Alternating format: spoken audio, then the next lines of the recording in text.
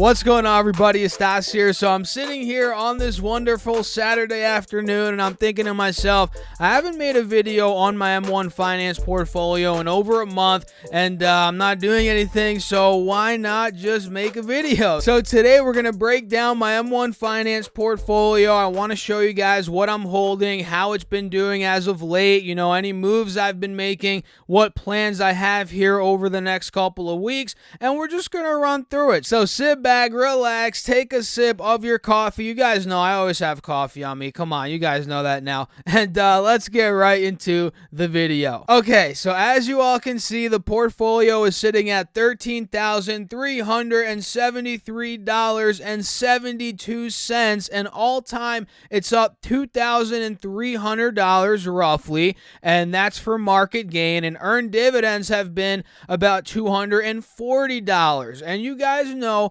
over the past couple of weeks here, the markets have been all over the place, right? Tech got hit, and now the Dow and the S&P have been getting hit more, right? Originally, it was more the NASDAQ 100. So the market in general has been selling off, although this past Friday, yesterday, we saw a snapback, right? And we'll see this week if that continues. But overall, in the past month, this is what we've been doing in this portfolio, right? We're down $34, down 0.3%. Market gain is $49 in the red, so we lost $49 in capital gains, but earned dividends came in at $15. That's the beautiful thing about dividends. They continue coming in for the most part, unless you pick a bad company that cuts their dividend, right? They continue coming in even when the market is volatile and the market is selling off, right? And over the past week, you guys can see the past week was very, very treacherous out there. This portfolio lost $328, and it was down about 2.3%, so not too bad of a week overall. Some individual stocks got hit way harder than that, obviously, and I have to double check to see what the indexes went down this past week, but hey, 2.3% in the red, not too bad. And in the past quarter, I don't think we did that one. It's up $600, $545 for market gains, and about $58 from earned dividends. So let's break down what I own. A lot of you guys that have been following this portfolio, you know this, and I haven't made much of a difference at all since the last video. I mean, I've just been holding on to what I have, and maybe I'll do some rebalancing. You know, Barrick Gold has ran up a ton. This is one that I bought a couple of weeks ago. You guys know I bought this one at $19. Let me see if my face is in the way. No, you guys can see right above my head. That's the average cost, and now it's sitting at $24, right? So that position's up well over 15%, maybe 20%, something like that, and they pay a dividend of 1.37%. So I'm not looking to necessarily cut out of Barrick Gold at all at this point. Maybe I trim a little bit. That's different than cutting out of it completely, right?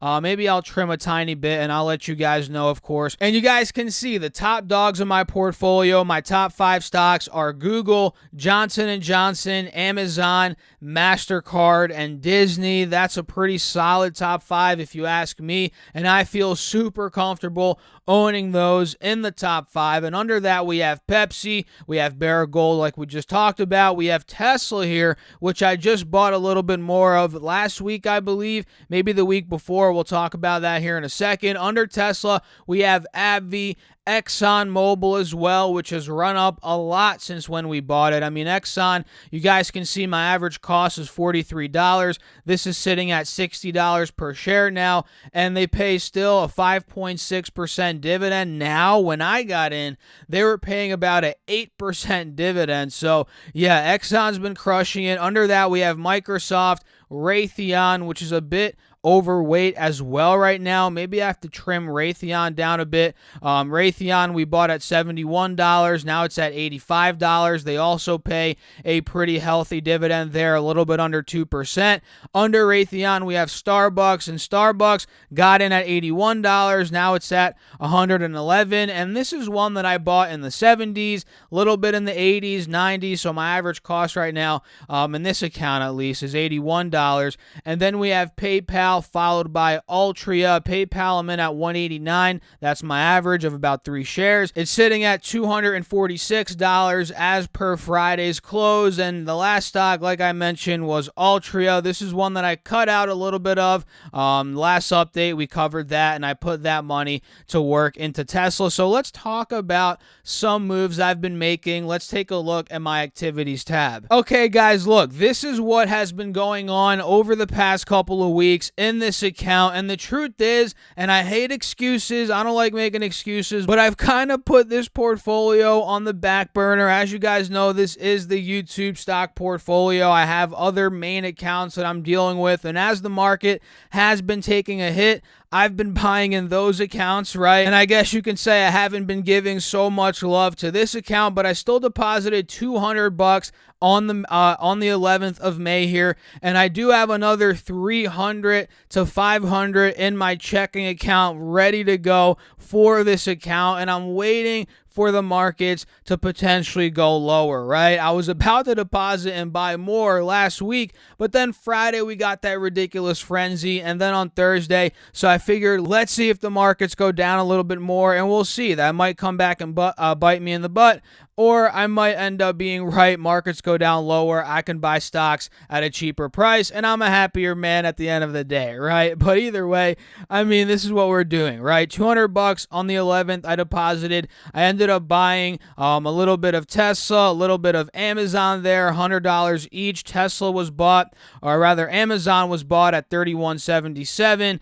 and Tesla I bought, I believe, at $6.10. Yeah, $6.11. You guys can see that. Both partial shares for those two stocks. And then you can see the dividends. I actually just got $10. I got the notification last night from AbbVie. Well, $9.50, but still not too bad. And we can see, really, I haven't been getting many dividends as of late. These past couple of weeks, the dividends have been slow. MasterCard, I got $1.22 back on the 7th of May. Before that, I got $11 here from Altria. So, yeah, not much has been going on. And that's just the brutal truth about long-term investing. It's not the most awesome thing ever. It's not, well, it is awesome long term, but it's not the flashiest thing. It's not exciting all the time. You just have to check in on it once a month and rebalance a little bit here and there, deposit money, keep buying, and just keep on holding. That is literally what I do in this portfolio, and I'm not stopping. I'm going to keep on building this thing. I am not taking any money out.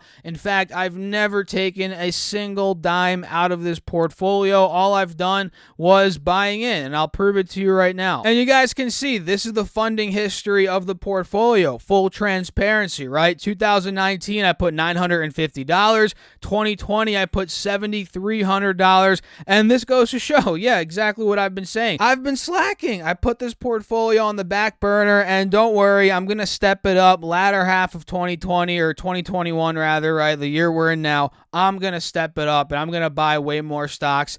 And you guys got to hold me accountable, and I'm going to hold myself accountable and build this bad boy up a bit more and a bit faster, right, by depositing more money. Because, look, $1,150 in 2021, that's good, but it's not enough considering we're in May, and my goal was to put at least $500 per month in this account.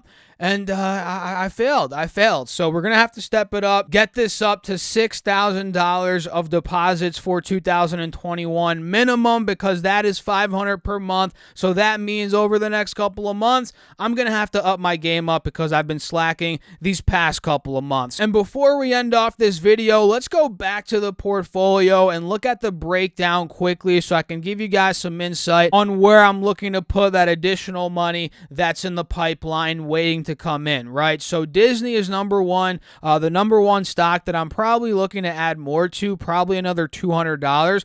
You guys can see the goal allocation's 8%, but now it's sitting at 6.8%, so it's a little bit underweight for my portfolio here. So I want to add another 100, 200 into this one. And if you guys recall, Disney stock is down. They've dropped a good amount after earnings, and I figured long term, this is a buying opportunity, right? More people are going to be going to Disney. Bob Chapek said that the demand is through the roof. The backlog of people that want to go It's ridiculous, right? They actually just dropped the mask mandate as well, which will probably lead to more people going at the end of the day. So we'll see how that plays out over the next couple of months. But overall, I think this dump in Disney, I think it's a pretty interesting dip, at least for me, right? And we have Microsoft ridiculously underweight. This is supposed to be an 8% portfolio position, but it's at 5.8% right now. So I have to buy way more Microsoft. My average cost right now is $200. It's sitting at $250, and the PE is 33. I mean, look, I want to see Microsoft come down to under a 30 PE. I mean, if I could get it closer to 200, where my average cost is right now, that is where I'd probably buy another $200-300 to average in, right? And I'll continue buying these stocks, all of these stocks, guys, for the long term. I mean, these are the ones I'm rocking with right now. These are the ones I'm rolling with, and I'm confident in all of these companies. I'm diversified across many different industries, sectors. We have some gold exposure here, some energy exposure, healthcare, we have tech. It's just all across the board, right? So let me know your thoughts down below. I hope you all enjoyed the video. Make sure to smash that like button if you did. And if you guys want my real-time buy and sell alerts, trades I'm making, options moves I'm making, what I'm doing in this portfolio, if you guys want call outs throughout the day as well, a morning update video, and just more access to me in general, check out the Patreon. There's a lot of exclusive perks on there. That's linked down below, or you guys can go to patreon.com/DasserFest. You could also get your M1 Finance account opened right now using my link down below. M1 Finance is the platform I'm using in this video. I've been using it for almost 2 years now, and the platform has only gotten better. So check that out. You get $30 free by simply using my link, opening up an account, depositing $100, and you get that $30 free. So I'll catch you all later. Thanks for tuning in. As always, stay safe out there. Keep crushing the markets, guys. Peace.